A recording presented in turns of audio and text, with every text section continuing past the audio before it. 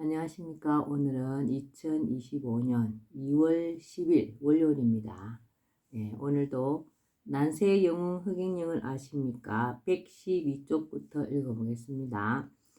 시련 속에서도 밝고 선한 마음으로 고생으로 시작된 서울 생활. 어머니의 무덤이 있는 고향을 떠나 서울로 올라가는 길은 고통스럽고 조마조마한 고행의 시간이었다. 나는 처음에는 친구들이 준 돈은 서울에서 써야 한다는 생각에 기차를 타지 않고 서울까지 걸어서 가야겠다고 계획을 세웠다. 그래서 반석역에서 기차를 타지 않고 서울 가는 방향이라고 생각되는 쪽을 향해 걷기 시작했다. 때로 평지를 달리기도 하고 산을 타기도 했다. 산을 타는 중에 금정 고무신이 찢어져 결국 맨발로 걸었다. 그렇게 이틀을 쩔뚝쩔뚝 걸어서 도착한 곳이 마산이었다. 발바닥에서 피가 나고 부어올라 도저히 그 이상은 걸을 수가 없었다. 기차표를 사려고 봤더니 가진 돈이 대전까지밖에 갈 수 없는 돈이었다. 할 수 없이 대전까지 가는 표를 끊고 서울행 완행열차에 올라탔다. 대전 이후부터는 무임승차라 의자 밑으로 들어가 몸을 숨겼다. 영무원이 검표를 하며 지나갈 때마다 가슴이 조마조마했다. 결국 서울역에서 영무원들에게 붙들렸다. 무임승차로 붙들린 사람은 나 말고도 상당히 많았다. 영무원이 내 손에 든 책 보따리를 빼앗아서 풀어보고는 30여 권의 한문책이 나오자 아버지 책을 훔쳐온 거 아니냐고 다그쳤다. 내가 내 책이라고 하자 영무원들은 그러면 읽어봐라고 했다. 내가 줄줄 외듯이 읽어보이자 영무원들은 놀라며 같이 있던 일기장을 읽기 시작했다. 거기에는 나의 지난 생활과 소감과 포부 같은 것이 적혀 있었다.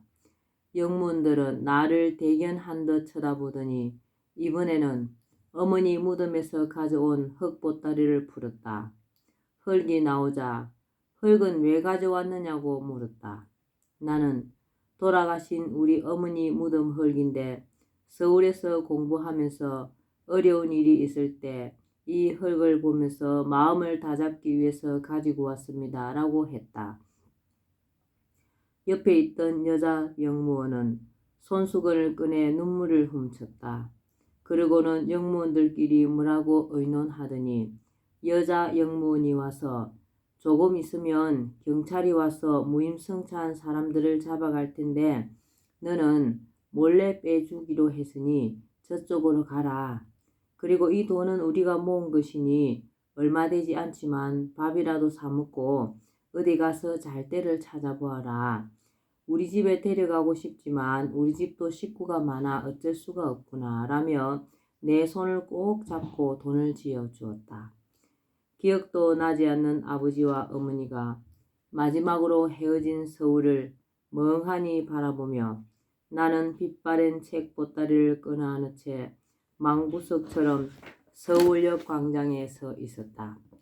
천리타양 서울에서 행장의 이슬로 사라진 남편을 잃은 어머니가 병든 몸으로 통곡하며 어린 나를 안고 전쟁 중에 떠났던 서울.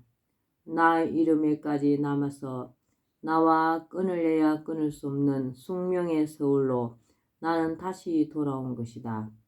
마을 사람들이 훗날 나에게 알려준 어머니의 유언이기도 했지만 나는 어머니가 찾지 못한 아버지의 유고를 찾아야 하며 그것을 찾지 못할 때는 아버지가 돌아가신 서울 행무소 자리에 반드시 아버지의 비석이라도 세우겠다며 어릴 때부터 다짐해 왔기에 먼저 서대문 행무소를 찾아가 행무소 정문을 향해 땅바닥에 엎드려 아버지에게 큰 절을 올렸다. 그리고 어머니가 나를 낳으셨다는 중량교를 물어물어 찾아가 보았다. 어머니가 기거하시던 움막터의 정확한 위치는 알 수 없었지만 아무래도 물가의 넓은 공터였을 듯 싶었다.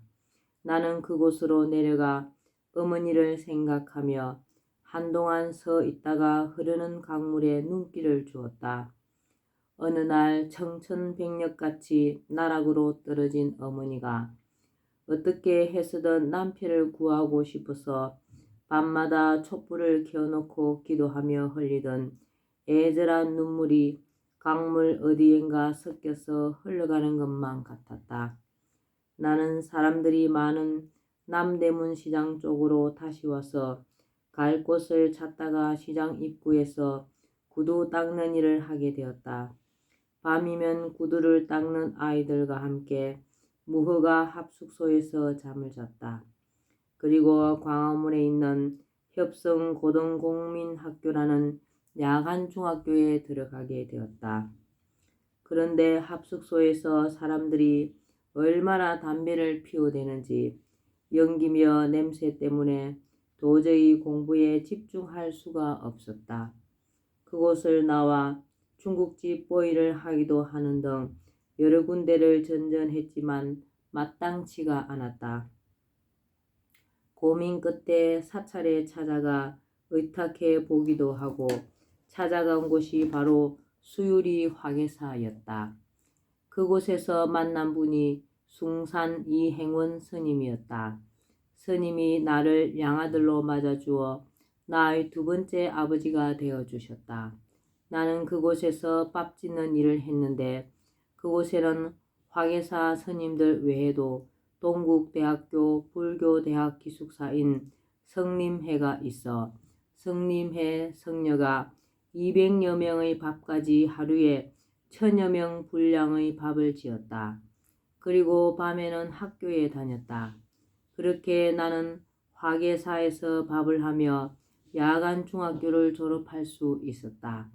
그 절에서 틈틈이 불교의 팔만대장경을 읽어 중도 사상을 비롯한 불교의 사상을 섭렵하게 되었다. 그곳에서 중학교 졸업 후 고등학교 과정인 협성상업전수학교에 입학했다. 그런데 그 무렵 숭산 스님이 포교차 화계사에서 미국으로 떠나게 되었다. 스님은 나에게 너는 공부를 해야 하는데 이곳은 일이 많아 공부하기가 어렵다. 그러니 너도 이곳을 떠나거라. 새 금정으로 가면 청룡사라는 작은 절이 있으니 그리로 가라고 하셨다. 세금정 암자를 찾기 위해 산으로 오르내리는데 5명의 아주머니가 산에서 내려오고 있었다. 내가 청룡사라는 절을 물었더니 학생이 왜 절을 찾느냐라며 대묻길래 절에 가서 낮에 일해주고 밤에 학교를 다니기 위해서입니다 라고 했다. 그러자 그들은 광화문에 있는 내수동 교회의 목사님한테 가면 잠도 자고 공부도 할 수 있다면서 나의 책가방을 뺐다시피 하여 나를 교회로 데리고 갔다. 이렇게 해서 홍건섭 목사님이 나의 세 번째 양아버지가 되었다. 목사님은 북한에서 내려오신 분으로 무척 청렴한 분이었다. 당시 북한에서 가져온 이불이 딱 한 장 있었는데 나와 둘이서 그것을 덮고 함께 잤다. 그런데 자다가 추워서 깨어보면 이불을 목사님이 끌어가서 나는 이불 밖으로 나와 있었다. 어떤 날은 내가 혼자서 덮고 있기도 했다. 자면서 자신들도 모르게 두 사람이 이불 쟁탈전을 한 모양이었다.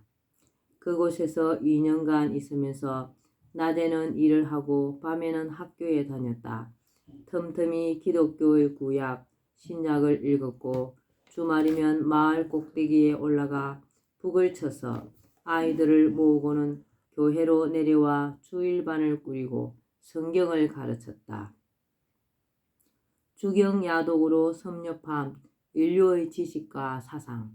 나는 서울에 올라오자마자 구두 닦기를 하면서 중학교에 입학하여 학업의 꿈을 펼치기 시작했다. 비록 야간 중학교였지만 주간 중학교에 다니는 학생들 못지않게 열심히 공부했다.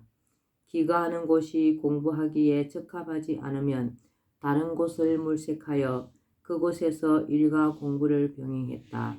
무허가 합숙소에서는 구두 닦기 아이들이 피우는 담배 연기와 냄새 때문에 도저히 공부하기가 어려워 다른 곳을 전전하다 화계사로 옮겼고, 화계사에서는 일이 너무 많아 공부할 시간이 부족하여 숭산 스님이 떠나시던 때 같이 화계사를 떠났다.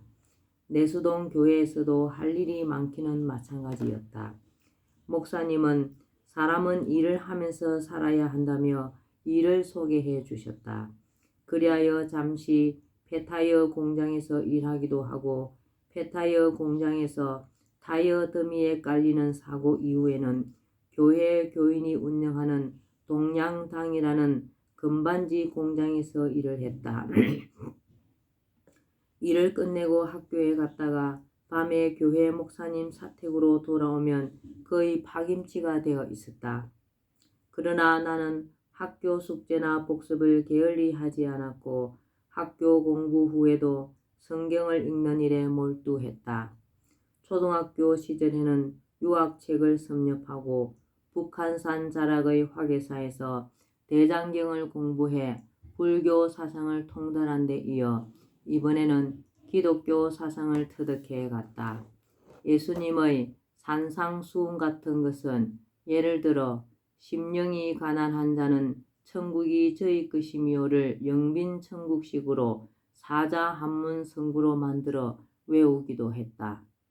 그리하여 이 무렵 나는 유교와 불교, 기독교의 사상을 섭렵하여 서로 비교 분석할 수 있는 수준에 이르렀다. 그런데 일이 너무 고되고 공부할 시간이 부족했다. 평일 낮에는 금반지 공장, 밤에는 학교 공부를 병행하고 일요일이면 주일반에서 아이들을 가르치니 그럴 수밖에 없었다. 그리하여 고등학교 3학년에 올라갈 무렵 나는 목사님과 의논하여 그곳을 떠나 홍제동 산꼭대기에 천막을 치고 혼자 살게 되었다. 홍제동 무학산은 안산이라고도 불리는 야트마을 마을 뒷산이다.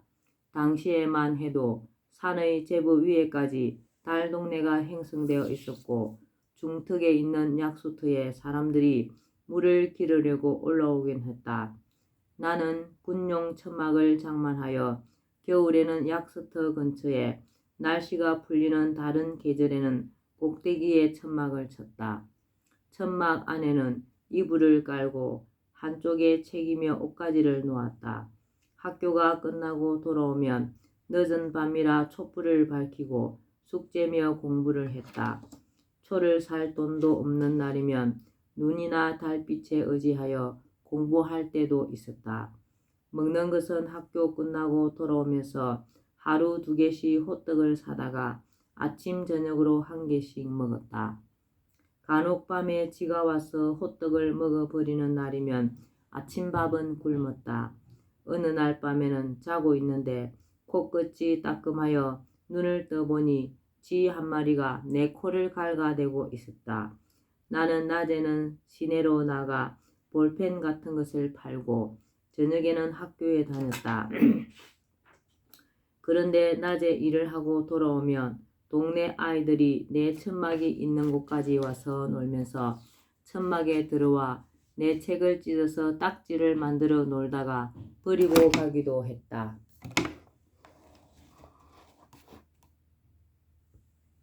나는 안 되겠다 싶어 김치독보다 작은 독을 하나 구해다 천막 바닥에 땅을 파서 묻고 그 속에 책과 다음날 아침에 먹을 호떡을 넣었다.